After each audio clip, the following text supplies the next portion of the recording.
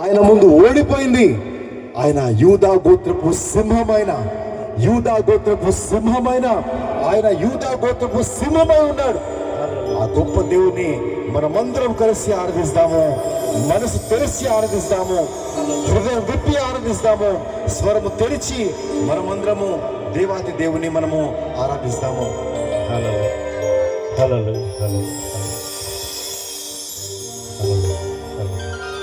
యూదా స్తుతి గోత్రపు